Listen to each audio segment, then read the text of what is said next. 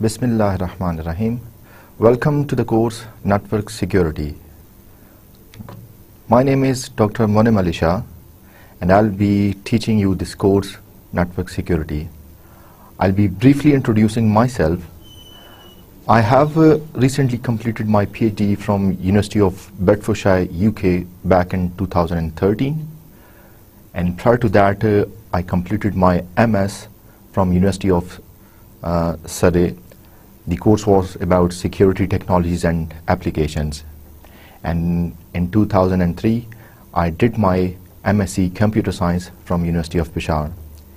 You'll be glad to hear that I have been serving ComSat's Institute of Information Technology for the last 11 years. Here are some pictures where I have studied and completed my PhD. So the top picture is our main campus. The bottom picture is showing you the postgraduate center where I also studied.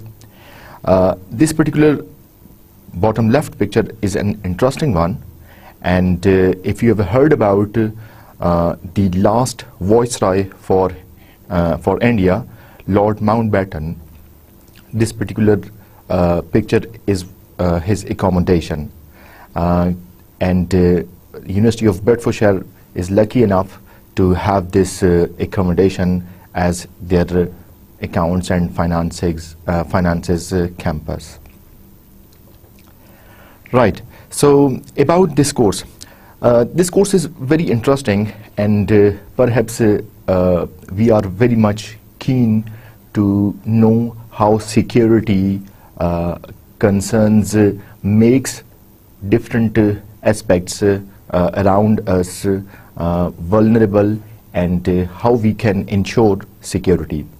We will be focusing how computer networks could be secured by applying different security tools, technologies, and protocols. You will be given a survey and exposure of both principles and practices of network security. You will also be taught how different threats can harm the computer network, and how some of the organization's sensitive data could be compromised, and more importantly, how this sensitive data will be made secured against vulnerabilities and threats.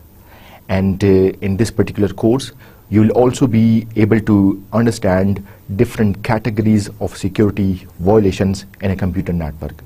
कहने का मतलब ये है कि हम इस course में ये देखेंगे कि कंप्यूटर नेटवर्क्स में सिक्योरिटी ब्रीचेस कैसे हो सकते हैं, और कैसे मुख्तलिफ किस्म के अटैक्स हमारे सेंसिटिव डाटा को नुकसान पहुंचा सकते हैं, और हम इन अटैक से बचने के लिए क्या मुमकिन इक़दाम कर सकते हैं. One important thing to remember about this course is that we are not going to learn computer hacking. आप ये मत जहन में रखिएगा कि कंप्यूटर हैकिंग भी सिखाई जाएगी और एक सर्वर को कैसे ब्रेक इन करके सेंसिटिव डाटा पर एक्सेस गेन की जा सकती है. हम ऐसी कोई चीज़ इस कोर्स में डिस्कस नहीं करेंगे, बट टू समराइज, इस कोर्स में हम सिक्योरिटी ब्रीचेस देखेंगे, कैसे डिफरेंट टूल्स एंड टेक्नोलॉजीज़ को यूज़ करते हुए हम अपने कंप्यूटर नेटवर्क्स को ज़्यादा सिक्योर बना सकते हैं. The text book for this course which we are going to follow is cryptography and network security, 6th edition by William Stallings, and the reference book जो कि आप इसके साथ साथ देख सकते हैं वो है network security, private communication in a public world, and 2nd edition by Charlie Kaufman. So these are the two books, and our main course topics are covered from the main textbook, Cryptography and Network Security. Let me give you an introduction of this course. As you are already aware that this course is comprised of 32 lectures, and this course has been divided into following three major parts. In the first part, we will be discussing computer or system security. We really need to know that how security is important in a computing environment, or how security should be ensured in different systems. Our second part discusses the network security, and the last part would be internet security. Right. Let me further give you an idea about what are we going to study in the first part. So the main concepts that will be discussed in the first part of this course is security concepts. What are different security violation categories? We will be seeing what do we mean by confidentiality, integrity, availability, and what are different security measure levels that could be deployed at different deployed in different aspects in order to make the computing environment more secure. We will also be having a look on the methods which will help us to make our computer systems and networks resilient against attacks and security vulnerabilities. We will also be discussing and talking about the concept of firewalls. Out of those 32 lectures, we have dedicated lecture 1 to lecture 4 for understanding the concept of computer or system security. The second part is perhaps the largest part of this course, and here most of the technical contents about this course will be discussed. I say that this course, this second part, is like an engine of your car, which is comprised of more technical components. So in this particular part, we will be having different discussions about security tools and other protocols. I have further divided the second part into 5 different subparts. The first part discusses the analysis of security of the network. In the second part, we will be seeing how cryptography is used as a network security tool. Symmetric key cryptography is going to be the third subpart. Asymmetric key cryptography, another important tool, would be the fourth part. And last subpart of this section would be how security could be incorporated in different parts of the network. In part 2, analysis of the network security, this is perhaps the interesting part, and here some exciting concepts which we always listen about will be discussed. For example, different network threats, viruses, worms, Trojan horse, these will be discussed. And how different countermeasures are deployed in order to take care of these threats will also be discussed. We have got different network security model which will also be discussed in detail, and how access control and different techniques and principles could be used to make the network resilient against security threats and vulnerabilities. We will discuss some real-time examples that could be used and deployed to make the network more secure. These topics will be covered in lecture 5 to lecture 8. So 4 lectures will be covering the analysis of network security. The part B is about cryptography as a network security tool. Remember that cryptography is a classical network security tool which is being used for centuries and has appeared to be a fantastic tool against any type of security threats and vulnerabilities. We will also be discussing some basic terminologies like ciphertext, plaintext, how key could be used, and different types of key could be used to make the plaintext secure to make the plain text encrypted and sent over a insecure channel. Steganography is one technique. Substitution and transposition ciphers will also form part of this lecture, and we will definitely have a look on an encryption technique, that is Caesar cipher. These topics which I have just mentioned, they will be covered from lecture 9 to lecture 10. The part C is about symmetric key cryptography. Here some more technical components of this course are discussed. For example, Feistel cipher, another encryption technique, a very fantastic encryption standard, that is data encryption standard, DES. This will be discussed in detail, and different rounds and different variations of DES will also form part of this particular part. There are some more sophisticated encryption techniques like advanced encryption standard, AES. This will be discussed in detail, and limitations of the symmetric key cryptography will also be told in this particular part. These topics will be covered from lecture number 11 till lecture number 17. The fourth part is asymmetric key cryptography. Now this is another sub-part where we will be discussing some more technical components like what is exactly an asymmetric key cryptography, and what are the requirements and challenges in order to transmit the data over insecure channels using asymmetric keys. Diffie-Hellman key exchange, this is another technique which is an example of asymmetric key, will be discussed here. Rivest, Shamir and Edelman, these were three scientists who invented a very you can say foolproof asymmetric key cryptography, and named as RSA. This will also be discussed in this particular part.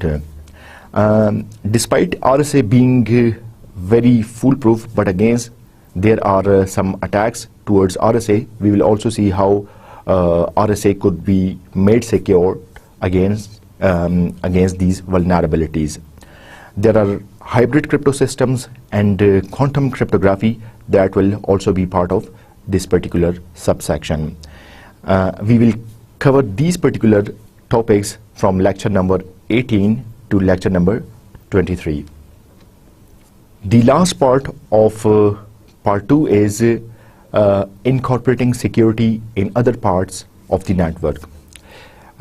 Network is comprised of different subdomains, different areas. For example, wireless, you can think of how wireless networks could be made secure, and how different types of security protocols could be used in order to make the network secure. Some of the examples like SNMP, Simple Network Management Protocol, and some other protocols will also be discussed in this particular subsection. These topics will be covered in lecture number 24 to lecture number 26. The last part of this course is perhaps the exciting one, and the title is Internet Security. So we will also be having a look on how Internet could be made secure, because we are most of the time connected to the Internet. We are sending our pictures and downloading different contents.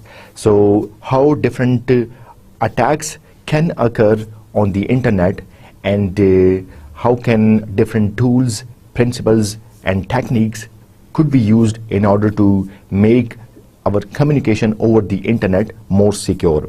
Some of the examples like Sobik F worm, grappling hook attack, more is internet warm, these will be discussed, and some of the important and security protocols such as HTTPS and Secure Shell SSH will also be discussed in this last part of the course. This part will be covered in lecture number 27 to lecture number 32. The last two lectures, that is lecture number 31 and 32, are reserved for the revision of the course, and we will be revising all those contents which we have learned in the last 30 lectures. So that was the summary of the course. If we are all ready and set, so let us begin with the very important concept, and that is what is security. We first need to learn what exactly do we mean by security. Our first lecture today is about security concept. Here are the outlines of today's lecture. What is security? Unless and until we don't know what do we mean by security, we won't be able to incorporate security in our networks. There are different security violation categories, and we need to discuss and we need to understand how different categories are there in order to make the computing environment more secure. And lastly, security measure levels. These involve employing security at different levels to make the computing environment more secure. By the end of today's lecture, students will be able to understand the basics of computer security or a system security, and to understand and distinguish between different breaches of security. Let us first talk about the security problem. There is a definition which has been given by Silbert Shorts, and the definition says a system is secure if resources are used and accessed as intended under all circumstances. So, a system is considered to be secure if all of its resources are used by its user safely and securely according to its purpose under all circumstances. Now, if you carefully observe this definition, here are four things that need to be considered. First of all, there will be resources. There will be resources that needs to be made secure. These resources will be used and accessed, and the resources will be used and accessed according to their purpose, and the system will remain secure if all the resources are used and accessed according to their purpose in all circumstances. Let us begin with an example. Consider a classroom environment. The classroom needs to be made secure. Now, this particular classroom is comprised of different resources. One resource is your projector. Other resources include chairs and desks and whiteboard or a sound system that are there in order to make the lecture delivery more suitable and more convenient. Let us first discuss what is security. A definition in the Silbert Shorts book says that a system is secure if resources are used and accessed as intended under all circumstances. Now, if you carefully observe this particular definition, there are four things. Number one, resources. Your resources could be, for example, in a classroom environment, it could be a projector, number of chairs, a table. These are the examples of resources. In a computing environment, in a computer network, the resources include a printer. Another example of a resource could be your servers. Some other examples in a computing environment of resources is for example, your access points that are installed to provide wireless connectivity. The second part says that these resources are used and accessed. Now this emphasizes that the resources will be used only by the authorized persons. So the authorized persons in a network, in a networking environment, are the employees that are part of this organization, or the users that are registered to access network resources in that particular environment. Now the third part says that the resources will be used and accessed as intended. This means that every resource has its purpose. So the system or the network will remain secure if that particular resource is used according to its purpose. And lastly, in all circumstances, we don't want the purpose of that particular resource to be fulfilled at some time and not to be fulfilled at the other time. Now think of the example as a projector that has been installed in a classroom in order to deliver the lectures. Now this projector will remain secure if it is only used by the instructor in order to deliver the lecture contents. This projector will be insecure if, for example, students start using it, or if this projector is used and accessed by either the students or the instructors for a purpose other than lecture delivery. For example, they start watching some live match, so this will also be not the purpose of this particular projector. And as we have seen that in all circumstances, this means that the projector has been installed in a classroom environment so that the lectures will be delivered throughout the year. This does not mean that during the working hours this lecture will be used for contents delivery, and when there are off-peak hours, when the university is off and students are sent back to home, then this projector could be used for watching movies and some other contents. So this means that any type of the network resource will remain secure if it is being used and accessed by the authorized users according to its purpose in all circumstances. Now you can think of some other examples in your mind and see how how different things around you are either secure or insecure. So as long as the resources around you, they are being used and accessed according to their purpose in all circumstances, they are secure. If any of the resource is not being used by the authorized user or is not being used and accessed according to its purpose, or is not accessed and used in all circumstances, this means that this is insecure. So now you must be able to distinguish between what is security and what is not security. So whenever we talk about security, we need to ensure that these particular these four components are there, and these four components are ensured to make the system more secure. Let us see some more examples. In first example, there is a user, let's call it user A, which transmit a file, and that file contains some sensitive information, maybe some family photographs, to the user B.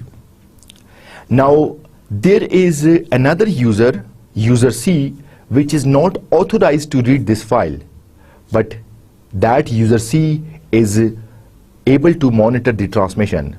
That user C is watching or observing what is sent by user A to user B.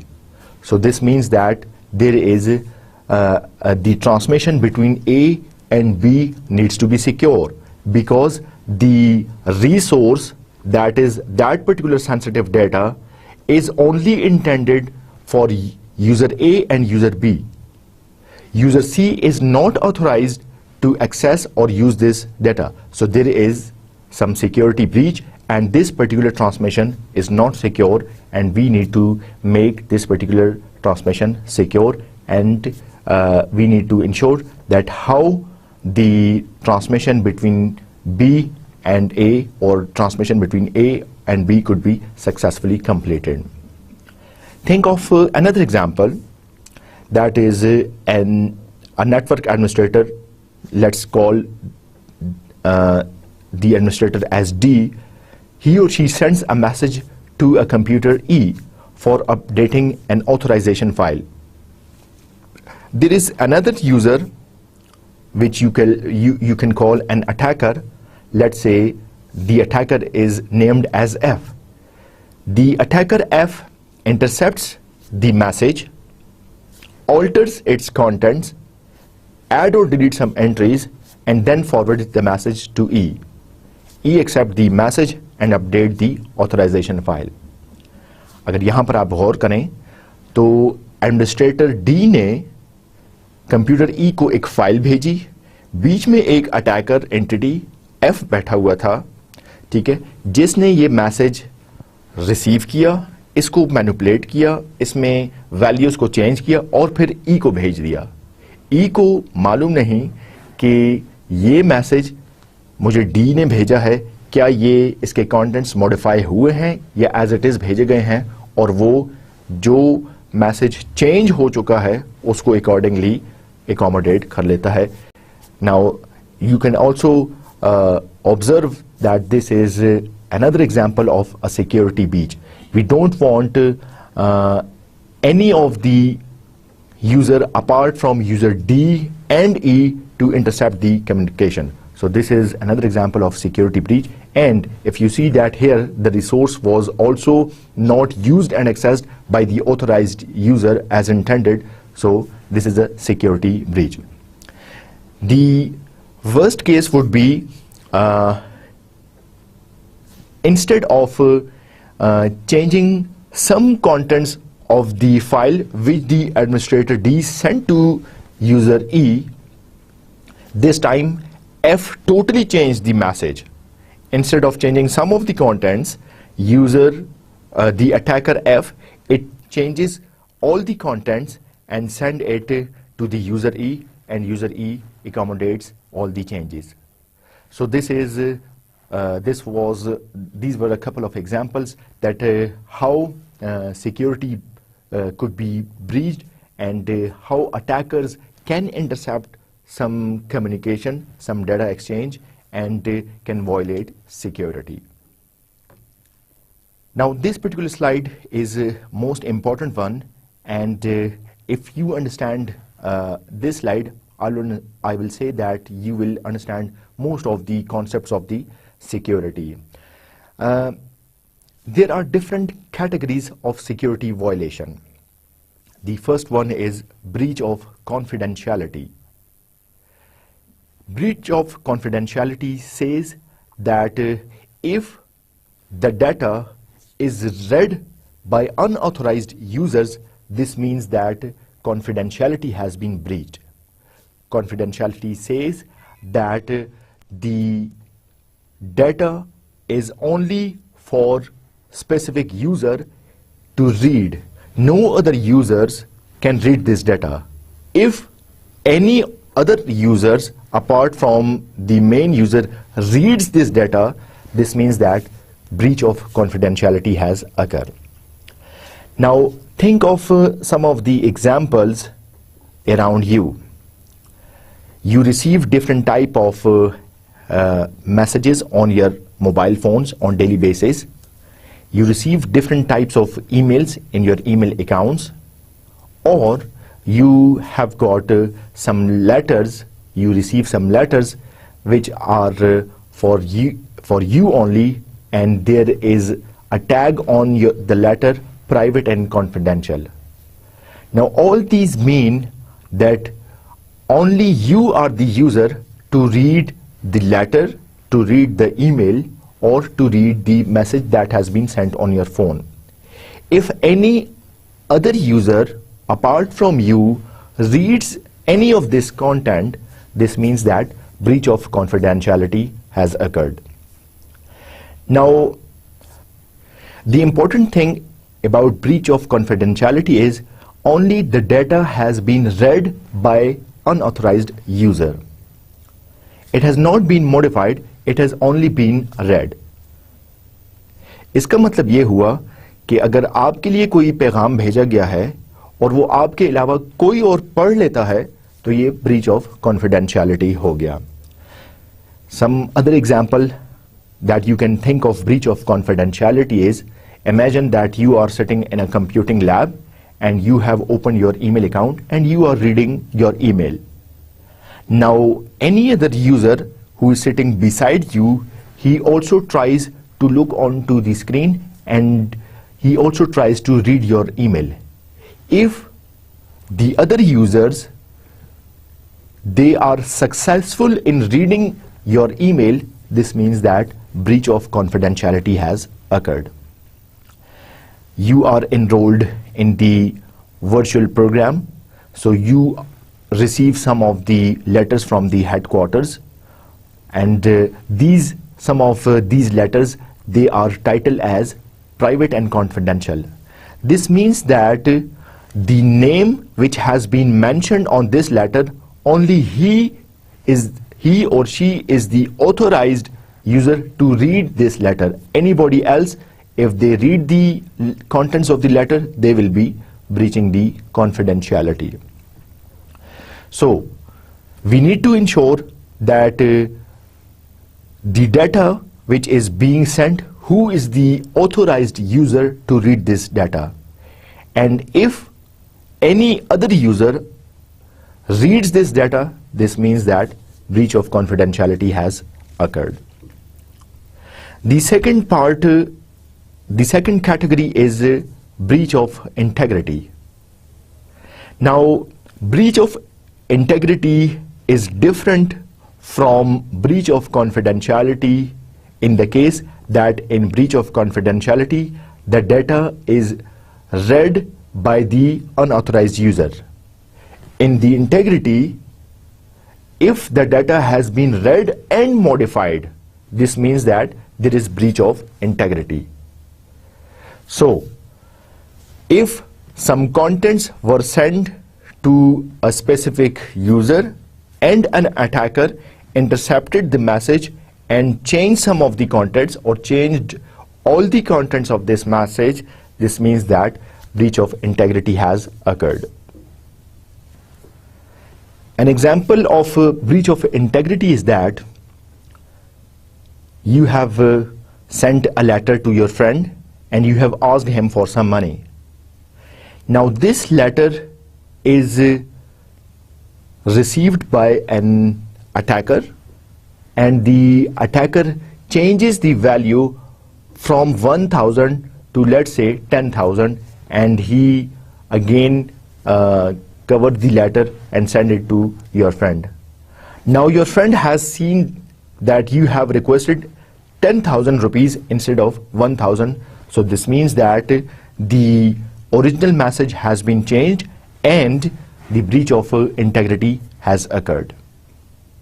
One example of breach of confidentiality is shown to you in the previous slide, where we have seen the network administrator ask one of its users to change some contents in the database file. Now an attacker between these users, he receives the message, he changes the contents of the message and then sends to the E. Now the original message has been changed. If the original message has been changed, this means that breach of integrity has occurred, and whenever there is a breach of integrity, this means that the data is no longer trustworthy and you can no longer rely on the data. मतलब ये हुआ कि original message के जो contents थे वो change कर दिए गए और अब आप इस मैसेज पर मजीद एतमाद नहीं कर सकते। The third security violation category says breach of availability। जैसा कि नाम से जाहिर है कि रिसोर्सेज का अवेलेबल न होना ब्रीच ऑफ अवेलेबिलिटी को शो करता है। In a computing environment the important resources are data, so breach of availability will occur if there is destruction caused to the data, if the data is no longer available, if the resource which you are trying to access is no longer available. This means that there has occurred some breach of confidentiality. Think of an example where you try to access your online virtual account, virtual ComSets account, but you are unable to do so. For example, if the server which you are trying to access is no longer available or the data on the server is no longer available, this means that breach of availability has occurred. Now, the important term to emphasize here is destruction of the data. Now you see that we first talk about unauthorized reading of data. Secondly, we describe unauthorized changing of data, which is breach of integrity. The availability says that the data is purposely destroyed so that the legitimate users can no longer access their own data. Some of the examples of breach of availability is that sometime you try to access your online accounts and you are unable to access those accounts. This means that breach of availability has occurred. You might have faced some cases where you have tried to access your email account or a Facebook account, but despite giving the correct username and password, you are unable to log into your account. So these are some of the examples of breach of availability. The fourth security violation category is theft of service. This particular category talks about unauthorized use of resources. As the name indicates, the service, the resource has been theft. The service is being used by unauthorized users. So if this type of situation occurs in a computing environment or in a network, this means that theft of service has occurred, and this is another security violation category. You can think of different examples of theft of services. For example, some of the resources which are available in a university environment, if these are being used by unauthorized users, this means that theft of service has occurred. Think of an example where there is a university environment. The classroom is dedicated for students and instructors in order to deliver the lecture contents. There is another server room which is comprised of different hardwares and servers. Now the classroom is used only by teachers and instructors. If anybody else use this classroom as a resource, this means that theft of service has occurred.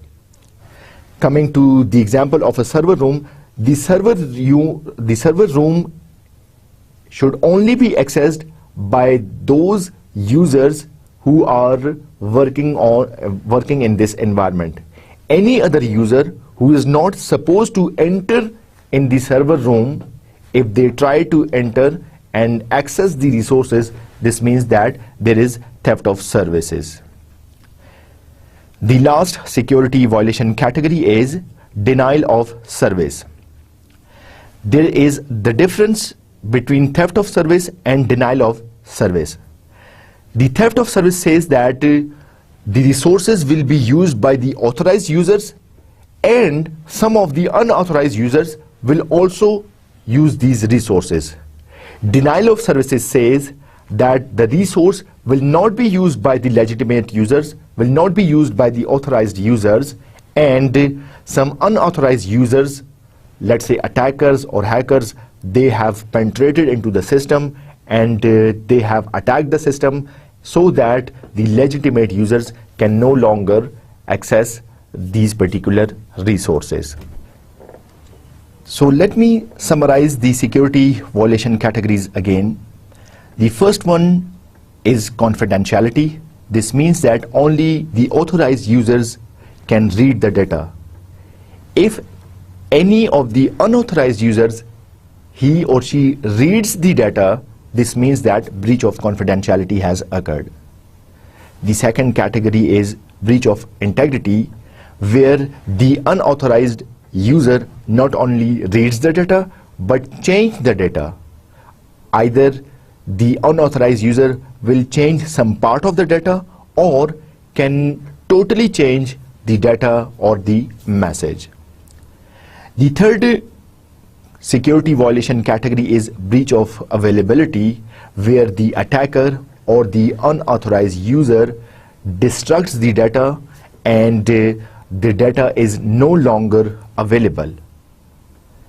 The fourth security violation category is theft of service, which says that there are some resources in the computing environment. The authorized users are using the resources and some of the unauthorized users are also using these resources. So if any of the unauthorized user is using these resources, this means that theft of service has occurred. And the last one is denial of service, which says that the resources, they have been destructed in the sense that the legitimate user, the authorized user, when he or she tries to access this, the data or the service is no longer available. You have heard about denial of service attack on servers, where your email servers or your file servers, they are attacked, and the legitimate users who are who have usernames and passwords, who are supplying these credentials correctly, but still they are unable to use the service. So we call them denial of service. So so you need to remember these security categories, and your security is nothing but these categories. So if you want to incorporate security in a computing system, in a computing environment, you need to make sure that all these categories are ensured and all these aspects of the security are carefully addressed. Now let us move on to the security measure levels. The interesting point to mention here is that it is impossible to have absolute security. This means that you can achieve 99.99% security, but you cannot achieve 100% security. There is nothing in the world that is 100% secure. Yes, I am true about this statement that there is nothing in the world that is 100% secure. Despite there are different tools and technologies being deployed to make the system secure, but still they are attacked, and hackers and crackers, they are somehow successful to penetrate in the system and they gain access to the sensitive data. But remember, whenever we are planning to incorporate security, we always try to achieve 100% security. But unfortunately, we cannot claim that the system which we have developed or designed, or the protocols which we have implemented, or the technologies which we have deployed in this environment have made this 100% secure. Why is it impossible to have absolute security? Why are we unable to achieve 100% security? The reason lies in the following points. We need to make sure that security is incorporated at the following 4 levels in order to make things 100% secure. That is physical, human, operating system, and network. Let us discuss them one by one. The physical security says that you need to physically secure your resources. This includes locking the doors, having the windows closed and locked. This also include placing sound sensors or alarms so that if anybody physically enter into the restricted area, there will be a buzzer. So these are all the examples of physical security. One of the example of physical security in our daily life is that whenever you leave your room or whenever you leave your house, you lock the main gate, you lock your house. So this also comes in physical security. In a network, there are some important resources like servers, like switches, like access point printers. If you have observed, they are carefully logged into the iron boxes, or they are stored. Importantly, the servers are placed and installed in the server rooms, and access to the server room is restricted only for authorized users. So these all come under the category of physical security. Think of another example, that is data centers, which is comprised of hundreds and thousands of servers. Now these are physically secured. These are placed in the racks and logged in a secure environment so that no authorized users can have physical access to the data. Okay, you may have heard about some physical security incidents, that is someone has stolen, or attacker has stolen the hard disk inside from the computer. Now the physical security says that if the hard disk in a computer is comprised of some sensitive data, so it should be logged. The computer case should be logged in the sense that no physical access should be granted. So one example to ensure physical security is to have locks, using key locks, or closing the doors, or placing the alarms, and making the resources and data physically secured from the unauthorized users. The security could be ensured at another level, and that is human. Humans play very important role in addressing the security.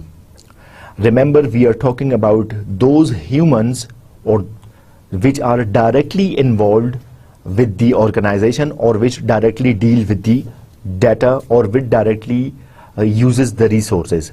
Sometimes there is insider job, means that a person from within the organization can act as an attacker and can be harmful to the company's sensitive data.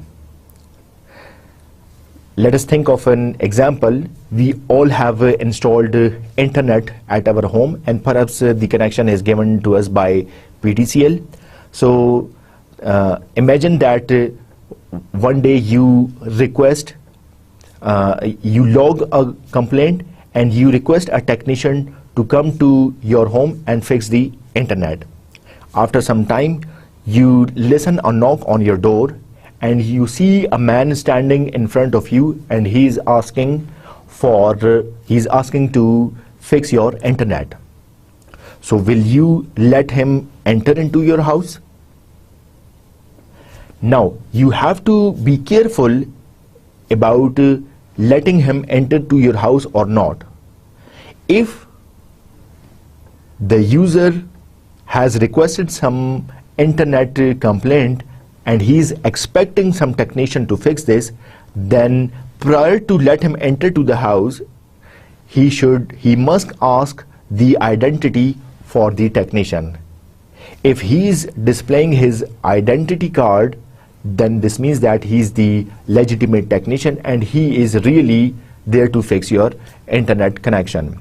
But if he is unable to provide any connectivity, then you must be careful and you must not let him enter into your house. Who knows that someone else has intercepted your message and someone else is trying to enter into your house. You may have read different news in the newspaper where a servant which had been serving for several years has helped in the robbery, and the whole house has been robbed by that particular servant. Now this is the insider job. Okay, so humans are always an important factor in order to make sure that security should be incorporated. We have seen different examples where an employee has been fired, and after few days there is some serious attack on the important resources of the company. This means that the employee which has been fired had access to company sensitive data, and as a revenge he has compromised the data. He has deliberately compromised the data. So we need to be careful about humans whenever we talk about deploying security at humans level. Social engineering says that sometime you receive knock at your door and you see some company salesman offering you different types of items, and sometime they request you to enter into their house. So you need to be careful and you should not let any type of strangers enter in the premises. This also implies that unauthorized users should not be allowed to enter into the company's network or to the company's premises or to the organization resources. Let me also emphasize here that I am serving as a faculty member at ComSets, but I am a legitimate user for certain resources, and I am an authorized user. But for some other resources I'm not authorized.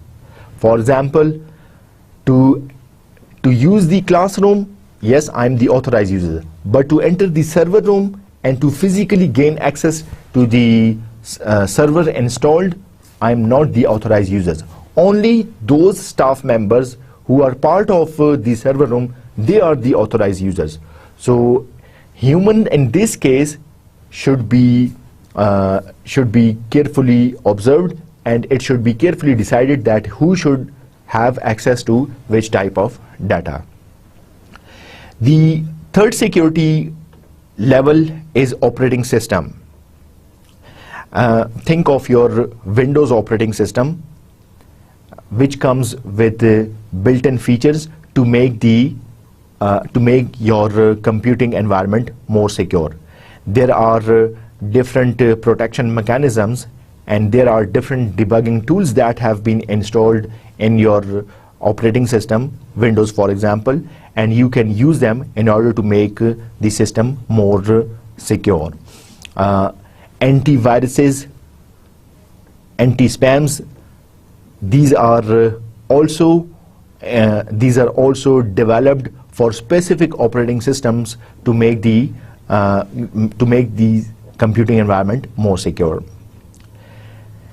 The last level where the security could be deployed, and perhaps the most important level, is network. Okay, and as network is comprised of several nodes, and sometime it is connected locally, and sometime there is an internet connection. So this means that you really need to make your network secure. Perhaps the most important one is deploying security and the network, and most Complex one is to deploy security at the network level. Why? Because it has got different domains. There are local connections, there are local users, there are local machines, servers installed, and there is an internet connection which is letting rest of the world connected to your network. So you really need to make your network more secure, and you really need to see that how different types of communications they could be made secure. Okay, it is the network which the hackers use and enters into your system and manipulate the data, or either they can breach the confidentiality, or they can breach the integrity, or even they can destruct the data.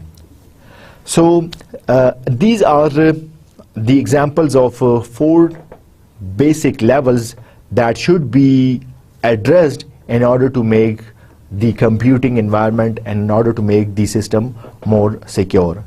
Remember that deploying security at any of this level is not sufficient, and you need to ensure that proper security tools and mechanisms are installed, deployed, implemented at all these levels in order to make the whole environment more secure. We have previously discussed that it is not possible to have 100% security, but at least we must target 99.9% security. And one last point about the security is that security is as weak as the weakest link in the chain. This means that the hackers and attackers, they are always looking for the loopholes in the system to enter and to penetrate and to steal the sensitive data, or to steal important or sensitive resources of the system. So while from developer's perspective or from the designer's perspective, when a network is being deployed, a computing environment is being deployed, the network person or the developer, he or she mistakenly leaves some point which is exploited by an attacker, and he enters into the system. We have seen many examples where some of the very large and renowned companies of the world has been hacked, and the attackers were successful to penetrate into the system, and they compromised the important data. Those who play video games and those who have heard about Xbox, there are some online games. So there was a recent incident where the world largest and renowned companies, the Sony network was hacked, and the hackers penetrated into the system and destructed most of the company's data, and millions of the online users, they suffered. So this is one example. There are some other examples where world renowned banks have been hacked, and the attackers were successful enough to penetrate into the system, and they steal some important company's data. So we need to ensure that appropriate security tools, applications and protocols have been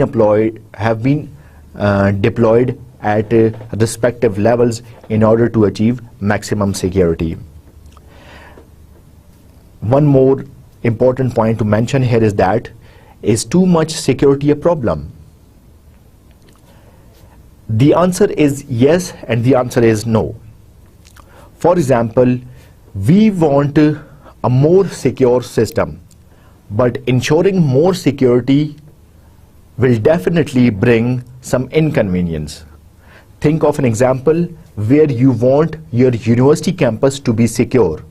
So you enter from the gate, you show your identity card to the guard, then after matching the figure or matching your face image with his registered database, the guards let you enter into the campus.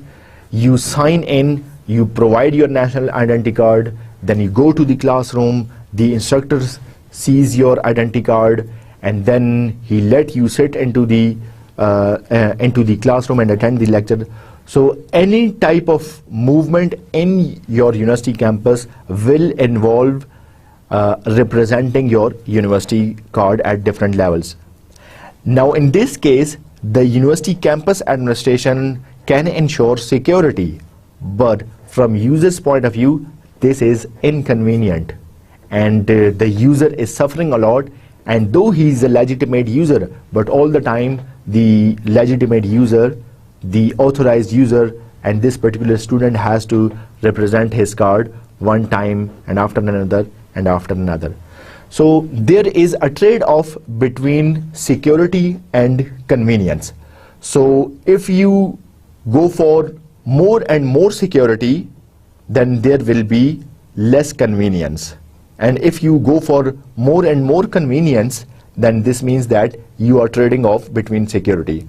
So it is the responsibility of companies or the organization, network administration staff, or the higher authorities to decide whether which is the appropriate level to ensure security and to ensure convenience for the user. So that is the end of today's lecture. So let me summarize that what we have discussed today. So we have learned what is security. Remember that we have seen that a system is said to be secure if the resources are used and accessed as intended under all circumstances. If the resources are not used and accessed as intended and according to the circumstances, this means that the system is no longer secure. We have also seen the categories of security violation, breach of confidentiality. Breach of confidentiality talks about unauthorized reading of data. Breach of integrity says that the unauthorized user will change the data. Breach of availability says that the unauthorized user will destruct the data. The data will be no longer available. The fourth category which we discussed today was breach of availability, where some of the network resources or some of the system resources will also be used by the unauthorized users. So these are theft of services. And lastly, we discussed that denial of service, where the legitimate user can no longer access some of the services in the network or some of the services in the computing environment. And we also discussed different levels of security. We always need to achieve 100% security, but achieving 100% security is not possible, but we can always try and attempt, and to achieve absolute security, we employ security at different levels, that is physical, human, and operating system, and lastly network level. Applying security at all these levels can ensure that the system can be trustworthy, and now the resources in this particular system are secure enough. In next lecture, we will learn about different methods that are used to violate security. We will also see different types of attacks that are there in a computing environment. For example, there are threats, vulnerabilities, there are different types of viruses, worms, there are different types of other tools that can attack your computing environment. And we will also discuss the concept of firewall, that is how we can countermeasure these types of attacks. Hopefully today's lecture has given you enough knowledge about understanding the broad picture of security, and I'll see you with more details in next lecture. Thank you and goodbye. Allah Hafiz.